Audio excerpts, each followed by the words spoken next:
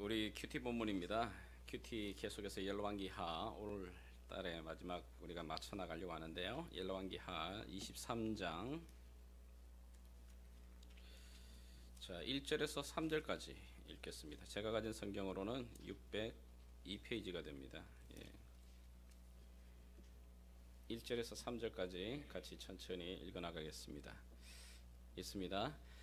왕이 보내 유다와 예루살렘의 모든 장로를 자기에게로 모으고 이에 왕이 여호와의 성전에 올라가매 유다 모든 사람과 예루살렘 주민과 제사장들과 선지자들과 모든 백성이 노소를 막론하고 다 왕과 함께 한지라. 왕이 여호와의 성전 안에서 발견한 언약책의 모든 말씀을 읽어 무리의 귀에 들리고 왕이 단 위에 서서 여호와 앞에서 언약을 세우되 마음을 다하고 뜻을 다하여 여호와께 순종하고 그의 계명과 법도와 율례를 지켜 이 책에 기록된 이 언약의 말씀을 이루게 하리라 하매 백성이 다 그 언약을 따르기로 하니라. 아멘. 여러분의 배려 덕분에 또 한 주간 귀한 공부하는 시간을 가졌습니다. 이번에 특별히 공부를 가르치는 교수님께서 모인 목사님들에게 그런 질문을 먼저 하시더군요. 여러분들 가운데 혹시 구약 성경 가운데 오바댜를 가지고 설교를 해보신 분 손 들어보라는 겁니다. 저도 가만히 생각해 보니까 제가 오바댜를 가지고 설교를 해본 적이 없습니다. 근데 저만 그런 게 아니라 모인 목사님들의 딱 한 분 빼고 여러분 오바댜가 어디 있는지 아세요? 오바댜 잘 생소한 거죠. 어떻게 하다 보니까 신구약 성경이 모두가 하나님의 말씀을 우리가 믿지만 많은 부분에 있어서 우리는 성경을 굉장히 좀 편협되게 섭취를 합니다. 이것은 목회자들에게만 한정되어 있는 것 같지는 않습니다. 우리 일반 평신도들에게도 똑같습니다. 성경을 읽어도 골고루 읽지를 못합니다. 새해가 되어서 항상 성경 한번 또 읽어야 되겠다 시작해서 창세기로부터 시작하든지 아니면 신약성경 마태복음으로 시작하든지 마태복음으로 시작하고는 낳고 그러다가 거기서 끝나버리고 창세기로 넘어가면 좀 이야기가 스토리가 재밌습니다. 그러다가 레위기로 넘어가게 되면 자꾸 뭘 죽이고 잡고 웬 정육관을 맞는 느낌입니다. 그래가지고 또 포기를 합니다. 그러다 보니까 매번 읽는 것이 거의 같습니다. 그리고 자기가 좋아하는 본문, 특별히 우리가 지금 열왕기 상하를 지난 몇 개월 동안 우리가 계속해서 큐티 본문을 하는데 많은 분들의 어려움이 뭐죠? 이 왕이 저 왕 같고 저 왕이 이 왕 같고 헷갈립니다. 누가 누군지 전혀 이렇게 잘 감도 안 오고 이름도 생소하고 그러다 보니까 이 구약의 어려운 이야기들, 때로는 신약 속에서도 잘 읽기가 어려운 그런 이야기들은 우리가 제껴둡니다. 그렇게 편협되게 성경을 읽어 나가다 보니까 우리 한국교회, 이민교회도 마찬가지고 우리 한인교회들도 이 성경을 좋아하는 본문에 따라서 두 개의 큰 파로 나뉘어지게 됩니다. 가장 크게는 뭐냐면 보수와 진보로 나누어지는 겁니다. 좀 이 보수적인 교회, 보수적인 신앙을 지키는 교회들은 어떨까요? 사회 참여 별로 좋아하지 않습니다. 그리고는 개인의 영성에 대해서 개인의 영성에 대한 말씀을 주로 이야기를 합니다. 그리고 그 본문을 가지고서 또 설교를 하게 됩니다. 그러나 사회 참여를 적극적으로 이야기하는 진보적인 좀 교회에서는 뭘 말할까요? 그런 본문을 또 택합니다. 그리고 그런 본문을 가지고서 주도적으로 설교를 해나가다 보게 됩니다. 그러다 보니까 이것이 두 가지가 항상 이렇게 갈림길로 나와버리게 됩니다. 그러나 성경은 보수적인 신앙의 사람들에게만 좋아하는 성경 구절만 있는 것도 아니고 진보적인 성향을 가지고 있는 사람들이 좋아하는 성경 구절만 있는 게 아닙니다. 모두가 골고루 다 들어와 있습니다. 우리가 밥을 먹을 때 똑같은 반찬 365일 먹지 않는 것처럼 이 성경도 그렇게 골고루 우리가 섭취를 해야만 사실은 균형된 신앙, 균형된 자라남이 있을 수 있게 되는 겁니다. 성경 일독이라고 하는 것, 모든 성도들이 가지는 숙제이기도 합니다. 물론 저에게도 마찬가지입니다. 성경 일독 한번 해야지, 성경 일독 한번 마음 먹은 대로 한번 끝내버리라고 몇 번이고 결심하지만 사실 쉽지 않습니다. 그러다 보니까 우리가 뭐 어떻습니까? 특별한 방법들, 감사하게도 요즘은 이제 한국 교회 평신도들이 중심이 되는, 그러니까 이게 목회자들이나 신학자의 눈에서 성경을 이렇게 풀어가는 게 아니라 조금 눈높이를 낮추어서 일반 사람들도 다 읽을 수 있을 정도로 이해할 수 있을 정도의 문장을 가지고서 어려운 신학 용어들을 좀 배제를 하고요, 성경에 대한 전체를 맥을 이야기하는 책들이 굉장히 많이 나오고 있습니다. 이것은 참 바람직한 현상입니다. 저 자신도 사실은 성경을 읽어보겠다고 제가 신학생이 되었습니다. 신학교 물론 들어갈 때에 이 성경 전 66권을 이렇게 시험 과목이거든요. 그래서 시험 보기 위해서 제가 성경을 읽기는 읽었습니다. 근데 그 외에는 성경 일독하기가 너무 어려운 겁니다.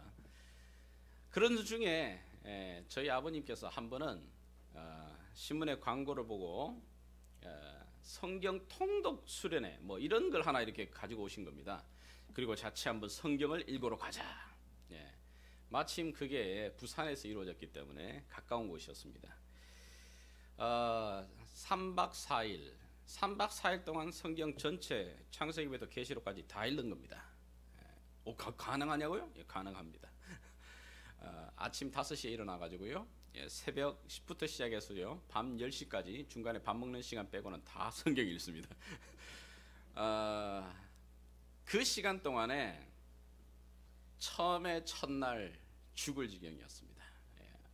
뭐 공부한다고 이렇게 책상에 오래 앉아 있는 스타일도 아니고, 근데 앉아서 시작해서 창세기부터 읽어 나가기 시작하는데 쉽게 집중이 되지 않습니다. 재미난 이야기는 넘어가기 시작을 하는데요, 읽어 나가다가 깜빡 정신 놓치면 한 5-6장 이미 뛰어넘고 있습니다. 그리고는 뭐 앉아 있으니까 좀이 쑤시기도 합니다. 그러니까 일어서서 책 들고 읽는 사람, 뭐 심지어 어른들께서는 무릎이 아프신지 자꾸만 이쪽을 이렇게 이걸 치십니다. 아마 잠을 깨우시는 건지 어떤지는 모르겠지만, 근데 놀랍게도 시편쯤을 읽어 나가니까 성경 이 부분이 성경이 서로가 서로를 이야기해 나가기 시작을 합니다. 그 옛날에는 열왕기상하, 역대상하에 왜 비슷한 이야기가 같이 반복되는지를 모르겠어요. 사무엘상하, 열왕기상하, 역대상하를 읽어보게 되면 거의 같은 이야기들이 오르고 가는데 왜 그럴까? 정말 제가 성경을 읽어보니까 2절만 하게 되면 또 나옵니다. 그래서 기억하게 하는 겁니다. 사람의 메모리가 여러분 보통 읽고 나게 되면 하루가 지나게 되게 되면 몇 프로가 남는다고요? 전날 배운 거 읽은 거 70%는 남는다 그럽니다. 3일 지나면 10%밖에 안 남습니다. 그런데 하루가 딱 지난 그 다음 날 앞에 이야기, 내가 그 전날 이었던 이야기가 그대로 성경에 또 반복이 되어집니다. 그러면서 그 앞에 읽었던 이야기들을 다시 내 머리가 기억해냅니다. 그러면서 뒤에 성경으로 읽어나가면서 그 앞에 사건이 무슨 의미를 말하는 건지 성경이 성경 스스로가 이렇게 설명을 해나가기 시작을 합니다. 선지서를 들어갑니다. 선지서 정말 좀에서는 우리가 읽어보지 않는 본문이거든요. 이사야, 예레미야, 에스겔, 호세아, 아모스, 뭐 호박국, 하박국 뭐 이러면서 안 읽어보던 본문인데 그 앞에 열왕기와 모든 왕들의 이야기에 대한 하나님의 마음들을 일일이 구구절절하게 말하고 있습니다. 한순간에 앉아서 그 성경을 통독을 해나가는 가운데 구약이 끝이 났습니다. 점점점 가슴이 벅차오르기 시작합니다. 졸리던 눈들이 이제는 눈꺼풀이 열리기 시작을 합니다. 그러면서 마태복음으로 넘어갔을 때 마태복음의 그 첫 장, 아브라함과 이삭과 야곱의 다솜, 예수 그리스도의 세계라. 아브라함이 이삭을 낳고 이삭이 야곱을 낳고, 그 이야기는 구약의 전체 이야기를 다 요약하는 거였습니다. 그런 경험을 하고 난 다음에 제가 이게 가능할까? 성경을 정말 하루 이 3박 4일에 다 읽어내는 게 가능할까? 이것을 읽는다고 이렇게 빠르게 읽는다고 무슨 유익이 될까? 의문이 가던 그 의문이 확신으로 바뀝니다. 그래서 제가 그 통독 수련회를 3번 더 참석을 하게 되면서 성경을 읽어나가는 그 일에 참 굉장히 매력을 느꼈던 기억이 있습니다. 혼자서 성경 읽으라 그러면 정말 읽기 어렵거든요. 혼자서 성경 여러분 읽어 나가는 것이 얼마나 인내와 노력이 필요한지 모릅니다. 그래서 이렇게 함께 모여서 함께 성경 읽어 나가는 겁니다. 함께 그 가운데 줄을 쳐가면서 함께 때로는 어떤 사람은 같이 읽어 나가는 겁니다. 소리내서 앞에서 읽어주고 귀로 듣고 내 입으로도 말하면서 손으로 눈이 보고, 그러니까 완전 듀얼 시스템이다. 귀로 듣고 눈으로 보고 입으로 말하고 3 시스템입니다. 사실은 이렇게 그 방향으로 성경을 쭉 읽어 나가는데 성경은 성경이 스스로가 같이 짝을 맞춰 얘기해 나가는 겁니다. 이렇게 하는 데는 나름대로의 근거가 있습니다. 성경을 이렇게 읽어 나가는 방법에 대해서. 사람들은 흔히 요즘은 우리가 시각적인 것에 굉장히 포커스를 모두 맞춥니다. 그래서 모든 것이 미디어 시대입니다. 그렇기 때문에 시각적인 자극, 시각적인 어떤 그 모먼트를 잡아내기 위해서 광고 굉장히 화려해집니다. 제가 우리 자녀들을 키워보시면 여러분 아시겠지만 우리 자녀들이 아이들이 어릴 때 디즈니에서 나오는 그런 비디오 있지요. 굉장히 화려한 그런 비디오들을 아이들이 눈에 적응이 돼버린 아이들은요, 다른 좀 조용한 교육적인 비디오 집중 못합니다. 왜 그럴까요? 디즈니랜드에서 나오는 그 영화들은 정말 이렇게 프레임들이 빨리빨리 지나갑니다. 그리고 색깔이 정말 화려합니다. 그러다가 갑자기 아이들에게 얘들이 비디오만 보니까 안 되겠다. 책도 안 읽으니까 교육적인 그러면은 소프트웨어적인 그런 뭐 이렇게 드라마, 비디오 뭐 이런 거 교육적인 걸 줘야 되겠다. 아이들 한번 틀어봐 주십시오. 읽는가 보는가 집중 못합니다. 사람이 이 시선에 딱 자극이 지금 되다 보니까 그런 더 자극적인 그리고 더 화려한 그 시각적인 것에 노출되어 있습니다. 그런데 흔히 말하기를 눈으로 이렇게 읽는 것, 우리가 눈으로 이렇게 따라서 읽는 것, 이것이 더 효과적이라고 생각하지만 그렇지 않습니다. 귀로 듣는 것 정말 더 오래 갑니다. 쉽게 말하면 여러분 설교집을 그냥 책으로 이렇게 눈으로 이렇게 쭉 읽는 것과 여러분들이 오늘 이 자리에 앉아서 설교를 귀로 듣는 것을 구별하면 비교해보면 금방 알 수 있습니다. 옛날에는 이 스토리텔러들, 이야기꾼들이 많았습니다. 특별히 책이 귀한 시대에 스스로 책을 또 읽을 수 있는 문맹률이 제대로 갖춰지지 않은 때에는 조선시대든 어느 옛날 시대든 스토리텔러들이 있습니다. 장이 열리게 되면 그 장 한 구석에, 장터 한 구석에는요 이야기꾼이 이야기를 합니다. 그러면 수많은 사람들이 함께 쭉 모여 있습니다. 그 이야기꾼이 너무너무 실감 있게 목소리도 바꿔가면서 많은 제스처를 통해 가지고 음의 고절을 맞춰가면서 막 이야기를 합니다. 그 가운데 청중에 있던 이 다혈질적인 한 사람이 그 이야기를 듣다가 너무 열받아 가지고 자기가 가지고 있던 칼을 가지고 그 이야기꾼을 찔러버리는 경우도 있습니다. 여러분 소설을 조용히 앉아서 그냥 이렇게 눈으로 읽는 경우하고요, 이야기를 여러분들이 누군가가 정말 재미나게 이야기를 들려줄 때 그건 어마어마한 차이가 납니다. 이 이야기는 무슨 얘기냐면 어떤 사람들이 이야기를 들을 때 그 자리에서 여러 사람이 또 함께 듣는 게 정말 영향력을 줍니다. 혼자서 여러분 그냥 이야기를 듣는 것과 여러 사람들이 함께 모여가지고 같이 거기에 반응을 하면서 사람들이 웃고 때로는 막 반응해 나가는 그런 분위기 속에서 여러분들이 어떤 이야기를 듣는다, 그거는 전혀 다른 얘기가 됩니다. 여러분들이 우리 교회에서는 좀 그런 걸 안 해주시니까 제가 조금씩 맥 빠지기도 합니다만, 어느 교회는 설교를 할 때마다 아멘이라는 소리가 굉장히 잘 나옵니다. 예, 뭐 제가 꼭 원하는 건 그렇게 엎드려 받는 건 아니고요. 그 왜 그러냐 하면 설교를 듣다가 갑자기 옆에 사람이 아멘 그러면 가만히 딴짓하는 사람도 뭐야, 왜 그래? 왜? 그러는 주의 집중도 되고요. 또 전하는 사람, 이야기꾼 같은 앞에 있는 사람이 막 이야기할 때에 더 반응이 됩니다. 여러분들이 아마 흑인 교회를 한번 가볼 기회가 계시면, 흑인 교회를 한번 가서 설교를 들어보시면 이들은 온몸으로 반응을 합니다. 온몸으로.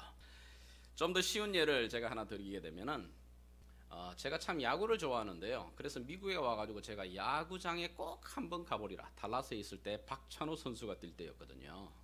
그래서 반드시 한번 가보리라. 알링턴 그 야구장 갔습니다. 정말 기대하고 갔는데 미국 야구 정말 재미없습니다. 정말 지루합니다. 야구의 이 원조인 이 미국 땅 기대하고 왔는데, 그러나 한국은 야구장 정말 다릅니다. 여러분, 한국에 여러분들이 기회가 되시게 되게 되면 야구장 한번 가보십시오. 야구를 잘 모르는 사람도, 모르시는 여자분들도, 룰을 몰라도 그 분위기에 흥분합니다. 사람들이 그 들끓는, 그리고 응원해 나가고 사람들이 함께 함성 지르고 함께 보는 그 반응들, 그게 대해서 사람들이 더 흥분하기도 하고 돈을 내는 겁니다. 뭐 미국의 이게 농구라든지 풋볼 경기도 마찬가지입니다. 왜 비싼 돈을 내고서 그 길을 가죠? 그냥 텔레비전을 보면 되는데 그거와는 전혀 다른 얘기입니다. 현장 안에서 같은 사건을 들으면서 보면서 거기에 반응하는 여러 많은 사람들이 함께 그것을 보여지는 그 분위기, 전혀 다른 감동을 주게 되는 겁니다. 제가 왜 이야기를 하냐면 오늘 이 본문의 이야기가 그런 이야기를 하고 있는 거거든요. 성경의 구약과 신약의 시대의 상황으로 우리 한번 오늘 들어갔으면 좋겠습니다. 성경이라고 하는 이 우리가 가지고 있는 이 성경책, 성경이 구약과 신약에서는 아무나 이렇게 가질 수 있는 책이 아니었습니다. 옛날에는 오늘날처럼 책이 대중화되지 않았잖아요. 두루마리로 만들어서 저 항아리 속에 고이 간직합니다. 그리고는 사람들이 그걸 전해지게 되는 겁니다. 책을 읽을 수 있는 사람도 소수였지만은 그 책을 가진다라고 하는 것 자체가 어려운 시대였습니다. 그러다 보니까 어떻게 합니까? 어느 누군가가 앞에서 그 이야기를 읽어주지 않으면은 그 성경 하나님의 말씀을 들을 기회가 없습니다. 그래서 율법자들이라든지 서기관들이 기록된 그 이야기들을 율법학자들이 또는 하나님의 제사장이 그 두루마리를 펴서 읽게 됩니다. 읽으면 모두 다가 그것을 함께 듣게 됩니다. 신약 성경도 마찬가지입니다. 우리가 알고 있는 마태복음에서부터 시작해서 로마서, 에베소서, 빌립보서 수많은 신약의 성경들은 개인에게 주어진 성경은 몇 개 되지 않습니다. 디도서, 디모데 전후서 뭐 이 정도, 이런 거. 대부분의 이 편지들은 뭐냐면 교회에게 전체에게 주어지는 회람용이었습니다. 회람용 편지였습니다. 그 편지가 도착하게 되게 되면 그 편지를 대상받는 에베소 교회 사람들이 한 자리에 다 모입니다. 그리고는 바울의 그 편지를 펴서 함께 그 자리에서 듣는 겁니다. 이것이 바로 구약과 신약 시대에 하나님의 백성들이 하나님의 말씀을 배우는 모습들이었습니다. 그 말은 무슨 말이냐면 하나님의 말씀을 들을 때, 하나님 말씀을 배울 때 그것은 철저히 공동체에게 주어지는 것이었습니다. 오늘 이 본문이 그것을 보여줍니다. 구약 시대에 남유다에 요시야라고 하는 왕이 있습니다. 많은 왕들이 있지만 그 가운데 하나님 앞에서 정말 좋았던, 하나님 앞에 인정받은 크레센도의 그 삶을 이루어갔던 왕 가운데 하나가 바로 이 요시야입니다. 요시야는 우리가 알듯이 8세 때의 왕위에 오르게 됩니다. 자기의 아버지가 신하들의 그 쿠데타에 의해서 죽임을 당하고 어린 나이 8세 때의 왕에 오릅니다. 여러분 8세 때의 왕에 올라서 뭘 알겠어요?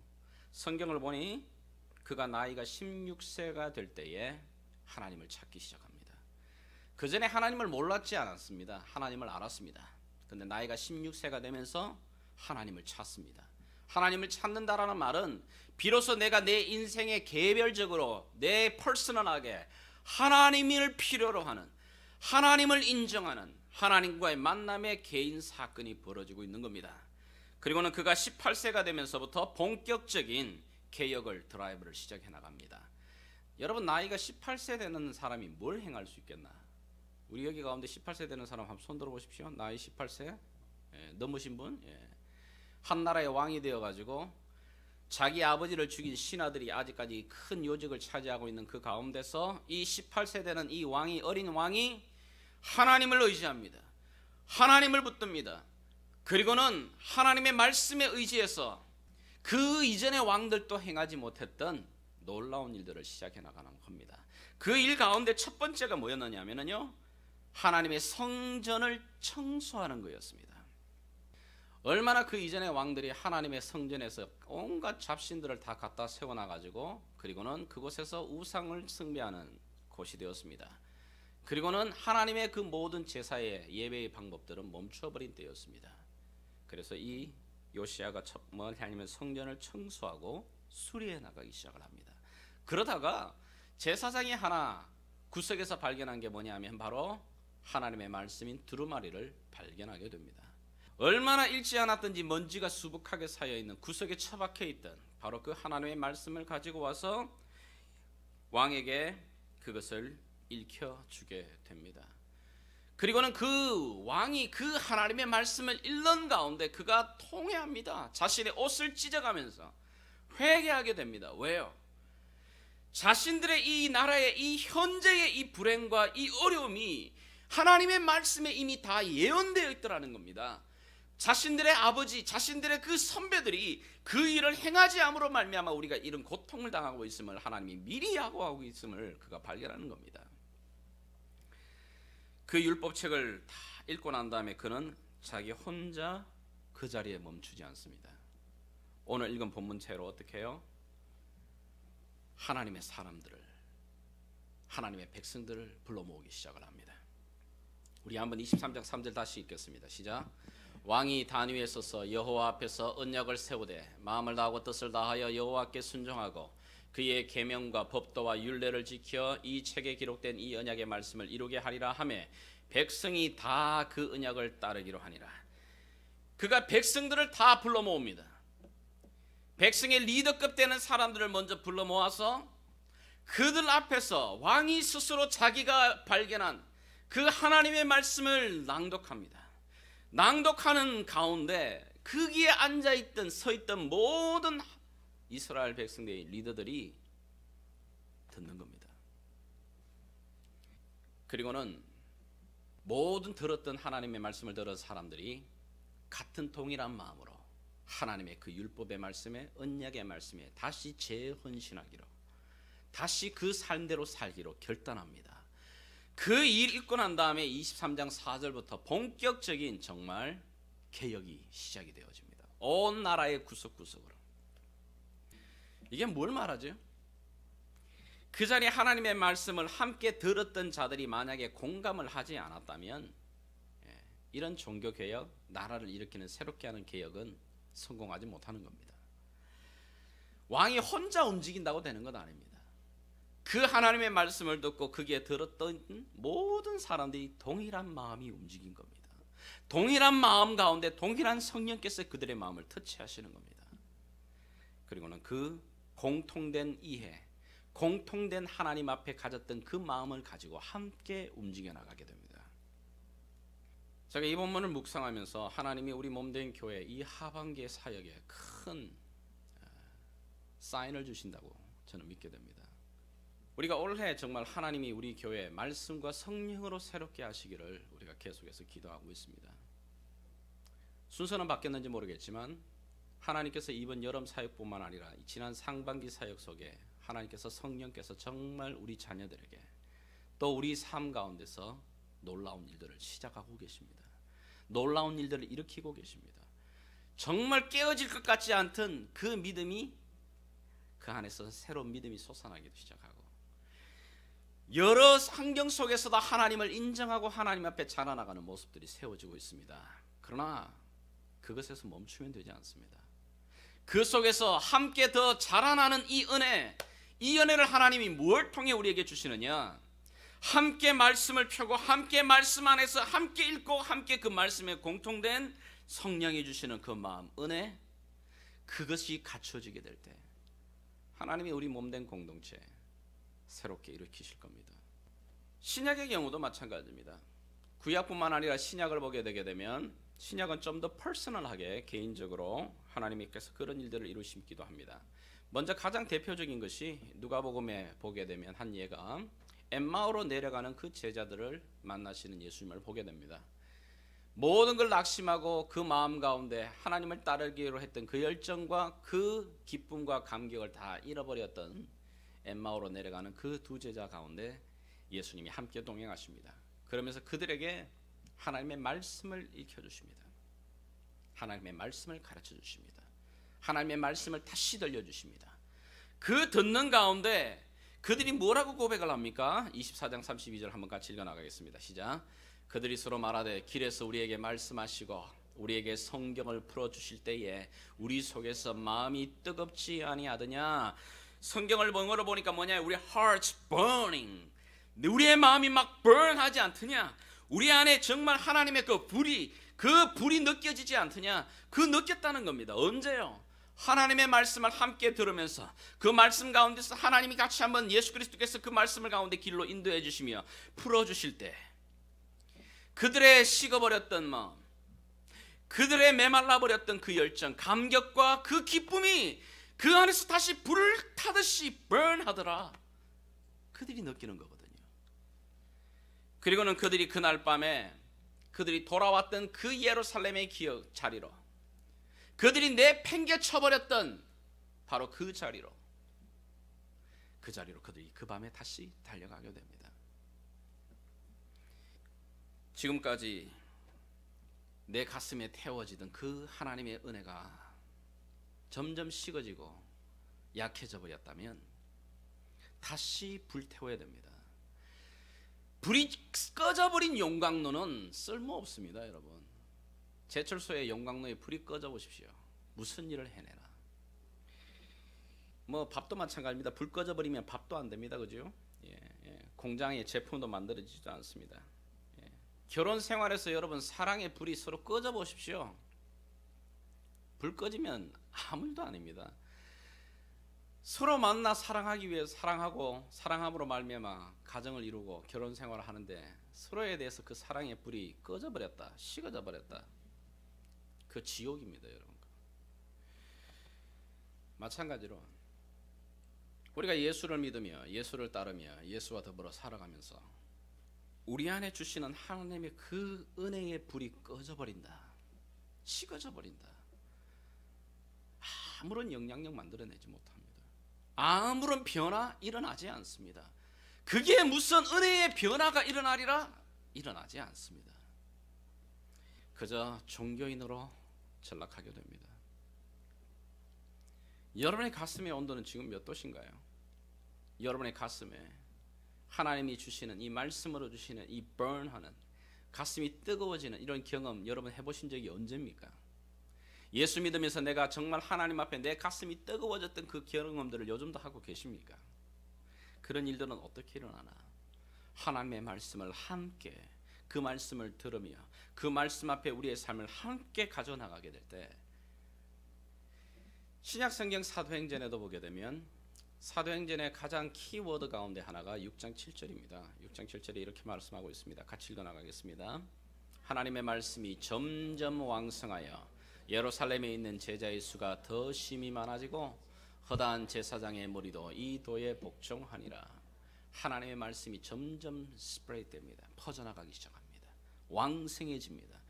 하나님의 말씀을 한 자리에서 다시 가정마다 사람들이 모이는 곳곳마다 그들이 똑같은 하나님의 말씀을 또 듣습니다. 같이 듣고 같이 그 마음 가운데 같은 하나님의 성령의 마음들이 그들에게 주어지게 될 때 그들 가운데서 회개하는 자들이 일어납니다.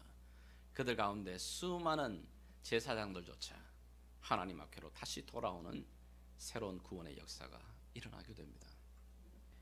오늘 우리 교회 가운데 이 하반기에 우리가 함께 기도하고 함께 꿈꾸고 함께 달려나가고 싶은 소망이 여기에 있습니다. 하나님, 내 개인에게, 하나님 우리 가정에게, 우리 공동체 안에 하나님 이 말씀이 왕성하여지는 이 은혜를 주십시오. 이 은혜로 다시 한번 우리를 붙들어 주시기를 원합니다.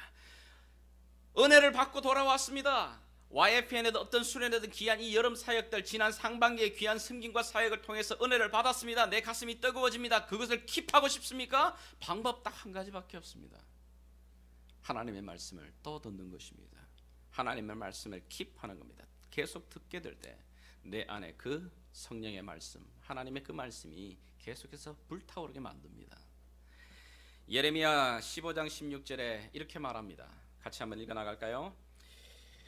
만군의 하나님 여호와여, 나는 주의 이름으로 일컬음을 받은 자라.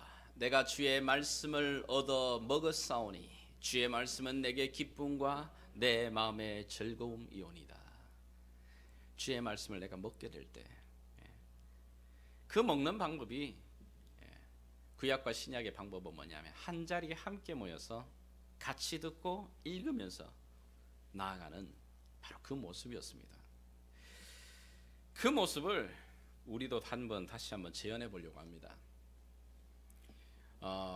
다음 주가 되긴 하겠지만 우리 7월 말부터 매 주일날 아침 시간 한 30분 10시부터 우리가 10시 반까지 또 예배를 준비해야 되니까요. 30분 동안 우리가 한 자리에 모여서 하나님의 말씀을 함께 읽고 듣는 성경 통독의 시간들을 가지고자 합니다. 우리 자녀들도 함께 동참해야 될 상황이어서 영어반과 또 한글반 두 개로 우리가 나누어서 함께 하겠습니다.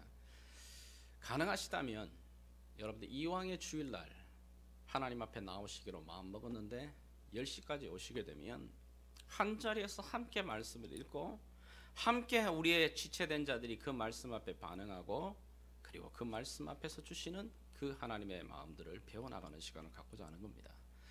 우리 자녀들도 마찬가지입니다. 교회 일찍 와서 할 일이 없는데 성경 읽으면 됩니다.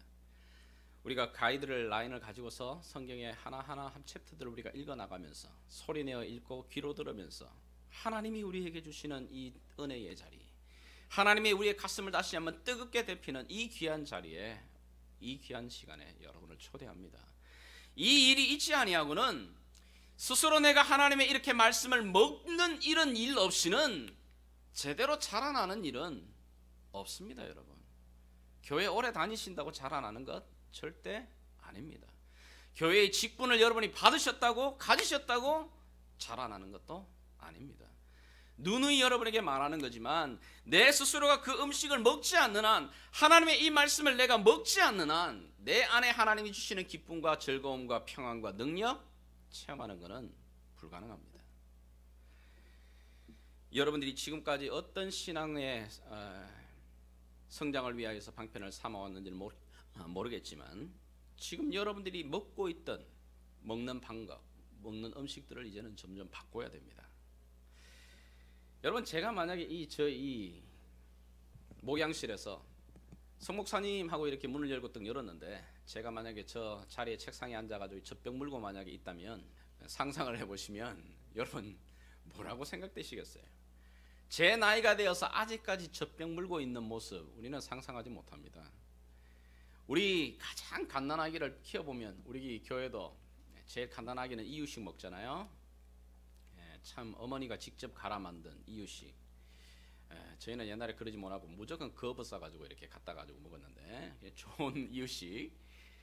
그러나 여러분 항상 엄마가 기대하는 게 있습니다. 뭐죠? 이 아이가 이제는 어떻게 해요? 음식을 바꾸기를 원합니다. 이제는 저절 먹다가 이유식 먹다가 그 다음에는 어디로 가기를 원하는 거죠? 스스로가 자기가 포크를 잡든지 젓가락을 잡든지 숟가락을 잡고 퍼먹기를 원하는 겁니다. 그럴 때 비로소 어떻게 해요? 자라나는 거거든요. 음식이 바뀌면 사용되어지고 쓰는 힘도 틀려집니다. 여러분, 엄마들은 아기들의 음식이 바뀌기를 그렇게 원하면서도 왜 우리는 우리 자신들이 하나님 앞에서 자라나기를 원하면서도 음식 바꾸기를 싫어할까요? 언제까지 여러분들이 그냥 한 주에 주일날 한번 이렇게 오셔가지고 설교 듣는 걸로 여러분 만족하시겠습니까? 설교를 여러분 아무리 들어도 물론 좋은 설교 필요합니다. 그러나 좋은 설교만으로는 여러분 온전히 잘하지 못합니다. 어떤 종류의 설교든 설교는 이미 벌써 뭐냐면 그 설교자에 의해서 한번 음식이 만들어진 겁니다. 여러분, 그 만들어진 것을 여러분들이 먹는 겁니다. 그것으로 온전히 여러분들이 장성한 자리로 자랄 수 있다? 그렇게 되지 못합니다. 내 스스로가 그 말씀을 먹어보지 못하면 그 말씀은 내 것이 되지 못합니다. 하나님이 설교자들을 통하여 전하는 이 설교는 내가 꾸준히 말씀을 먹는 가운데 그 말씀을 스파크시키는 그런 역할을 합니다. 내 믿음이 정체되어 있다면 설교를 듣는 가운데, 말씀을 듣는 가운데 다시 한번 내가 자극을 얻고 다시 한번 도전하고자 하는 그 동기들, 그 스파크를, 불꽃을 일으키긴 하지만 그 불꽃이 자라나는 그런 역할은 만들지는 않았습니다. 여러분들이 하나님 말씀 그 자리에 앉아 스스로가 여러분이 그 말씀을 먹지 않는 한 온전한 성장은 불가능합니다. 그런데 그게 쉽지 않다는 거잖아요. 혼자서 먹어보려고 했잖아요. 혼자서 큐티 해보려고, 혼자서 한번 성경 읽어보겠다고 우리가 안 시도해본 거 아니지 않습니까? 여러분들이 신앙생활 제대로 해보겠다고 했은 분 중에 이거 안 해본 분 계실까요? 아직까지 안 해봤다면 여러분들은 아직까지 잘하고자 하는 갈망이 없는 거고, 하나님 앞에 정말 내 믿음이 이 모습이 아니라 자라가고 싶다라고 하는 그런 갈망이 있는 분이라면 어느 분이든 시도해보는데 어렵다는 거예요. 그래서 같이 모이는 겁니다. 함께 모이는 겁니다. 그리고 함께 모여서 하나님의 말씀을 듣는 겁니다. 우리가 하나님의 말씀을 함께 듣다 보면 더 놀라운 은혜가 일어납니다. 우리는 흔히 하나님의 말씀, 구약에 나오는 하나님의 말씀, 구약에 보여지는 하나님은 한 분이라고 생각합니다. 한 모습이라고 생각합니다. 아니요, 그렇지 않습니다. 구약의 말씀에 나오는 하나님은 정말 다양한 모습으로 우리에게 나타나십니다. 하나님이 자신이 직접 하나님 자신에 대해서도 말씀하시지만 하나님은 또한 성경을 기록한 사람, 그 저자의 통해서도 하나님을 또 나타내고 드러냅니다. 어떤 경우는 제3자를 통해서도 하나님을 찬양하고 드러내기도 합니다. 그 모든 것을 우리가 다양한 사람들이 하나님의 말씀을 함께 들으며, 우리가 또 셀 모임에서 함께 나누며, 다양한 하나님, 내 삶 가운데 역사하시는, 우리의 삶 가운데 임재하시고 돌보시는 하나님을 우리가 경험하게 될 때 우리가 하나님을 알아가게 됩니다. 하나님을 더 깊이 체험하게 됩니다. 성경 전체를 통독하는 일이 쉽지는 않지만 성경 전체는 너무너무 잘 짜여진 영양분과 같은 밥상입니다. 그러하게 우리가 골고루 먹을 수 있는 이 통독이야말로 가장 믿음이 잘 자랄 수 있는 방법 중에 하나입니다.